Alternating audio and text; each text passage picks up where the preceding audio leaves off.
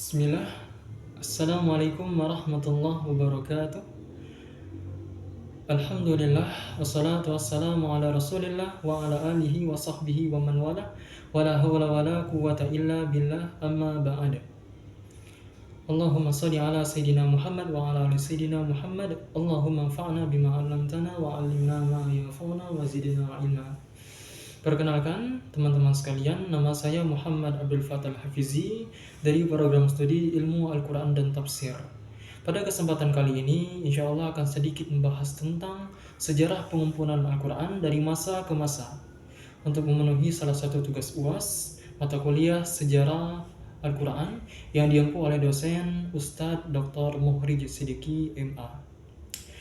Seperti yang kita ketahui, Al-Quran merupakan kalamullah, kalam qadim, kitab yang memiliki kedudukan yang sangat penting di tengah kehidupan manusia dan juga alam semesta untuk mencapai kesuksesan dunia dan juga akhirat. Kita mulai dari proses penurunan Al-Quran. Proses penurunan Al-Quran terjadi dua fase, teman-teman sekalian. Fase yang pertama, Al-Quran diturunkan Allah dari Lauh Mahfuz ke Baitul Izzah atau langit dunia secara sekaligus. Dalilnya Quran Surat Al-Qadar ayat yang pertama.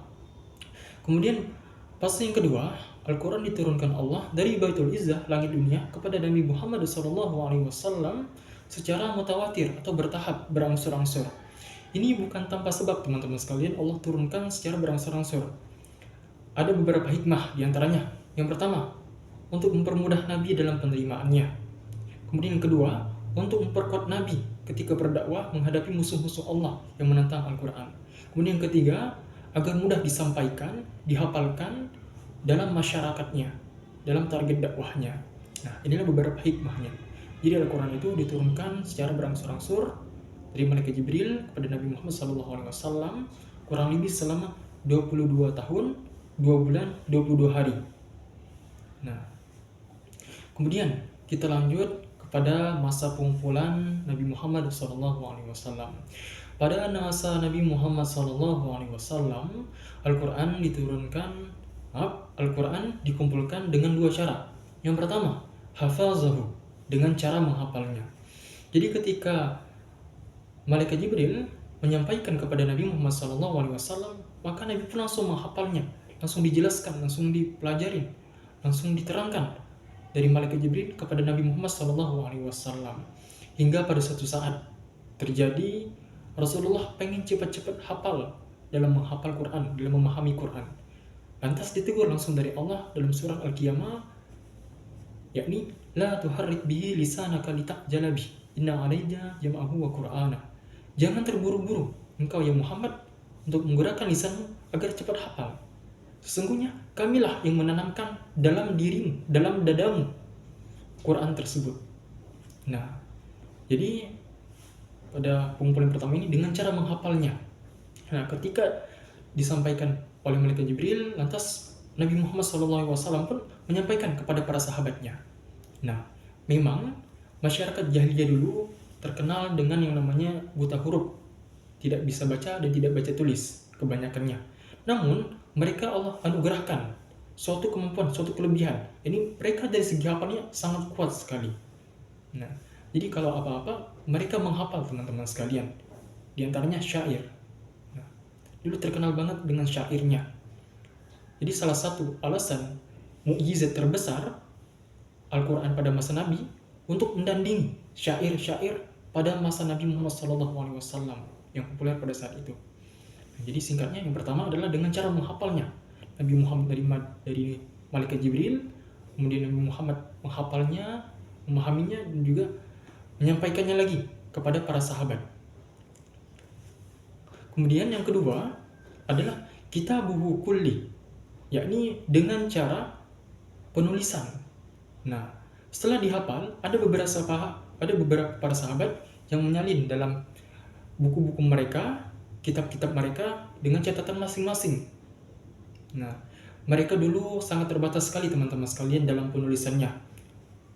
Menggunakan batu, kemudian kulit binatang, daun, pelepah kurma, dan lain sebagainya. Sangat minim sekali.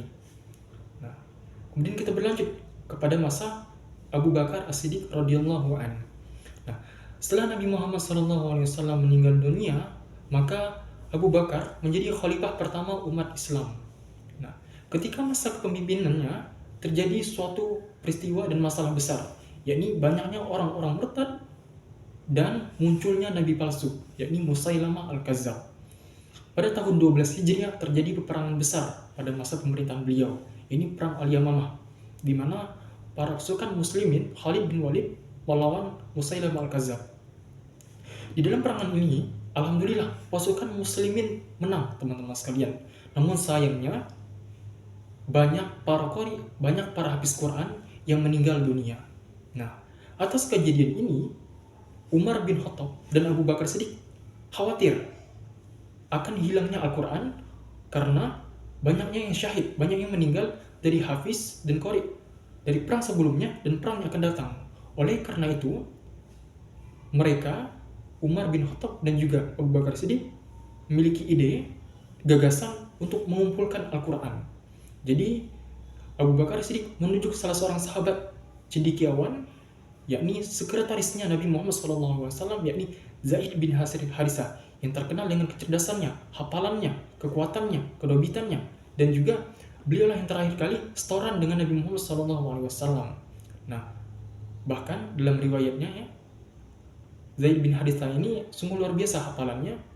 Nah, ketika diamanahkan dari Abu Bakar, sempat ingin menolak. Kata beliau apa? Setidaknya memindahkan gunung lebih ringan bagiku daripada mendapat amanah yang berat ini. Saking beratnya dalam pengumpulan Al-Quran.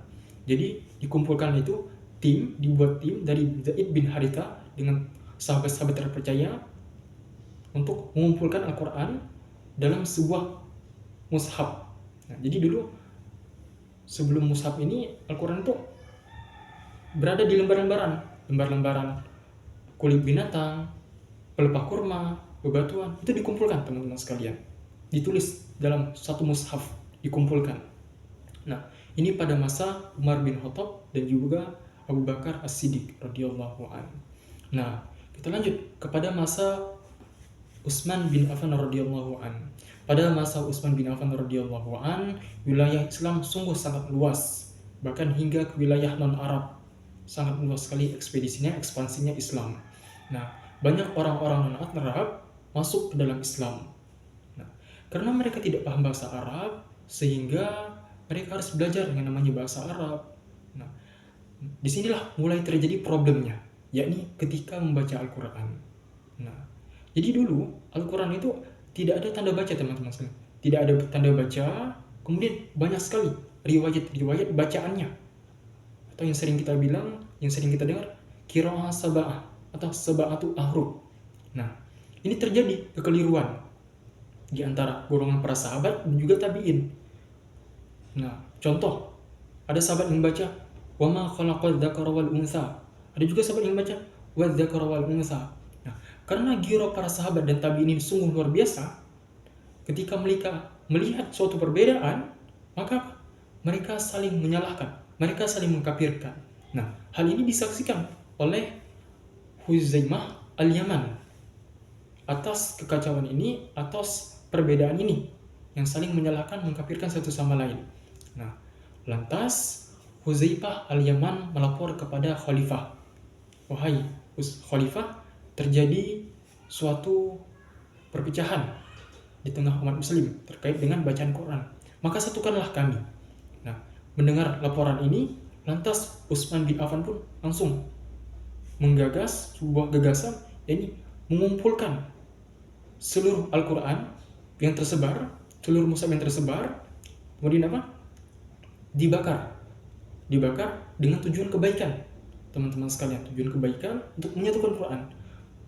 Maka setelah itu Utsman bin Affan pun membentuk tim lagi, tim di mana orang-orang terpercaya, sahabat-sahabat terpercaya yang mereka hafal Quran dan juga memiliki catatan Quran.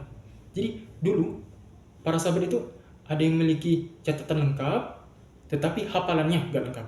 Ada juga sahabat yang sudah hafal 30 juz tapi catatannya lengkap. Maka mereka ini bersatu untuk mengumpulkan Al-Quran.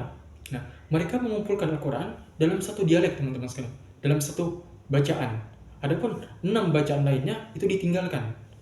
Untuk apa? Untuk persatuan, untuk menyatukan. Nah, tetapi Utsman bin Affan tidak melarang dengan bacaan yang lain. Tetapi yang hanya dimushafkan, yang hanya dibukukan itu hanya satu bacaan saja. Nah, alhamdulillah terus waktu berjalan. Nah, muncul masalah baru pada masa Ali bin Abi Thalib. Yakni Al-Quran kan dulu tidak ada tanda baca. Nah, jadi sering juga terjadi kekeliruan. Contohnya apa? Contohnya adalah kalimat A'udzubillahi minasyaitonirrajim. Nah, karena tidak ada tanda titik dan harokat, maka bisa dibaca, kekeliruan bisa baca A'udzubillahi minasyaitonirrajim. Nah, ini fatal sekali akibatnya. Nah, lantas Ali bin Abi Thalib mengusulkan, menyuruh murid beliau, yakni Abu al-As'ad Ad-Du'ali, untuk menyusun, untuk memberikan tanda titik syakal sakta dalam mushaf Al-Quran. Nah, tujuannya apa? Untuk mempermudahkan teman-teman sekalian. Nah, jadi itulah dari masa Nabi Muhammad, kemudian lanjut ke Abu Bakar, Umar, Utsman, dan juga Ali bin Abi Thalib radhiyallahu anhum. Nah, hingga sekarang ini kepada kita Qurannya sangat mudah dibaca. Jadi teman-teman sekalian, mungkin secara singkat inilah sejarah pengumpulan Al-Quran dari masa ke masa. Sungguh luar biasa perjuangan para sahabat zaman dahulu. Nah, teman-teman sekalian, mungkin sekian apa yang bisa saya sampaikan. Lebih dan kurangnya mohon dimaafkan. Wassalamualaikum warahmatullahi wabarakatuh.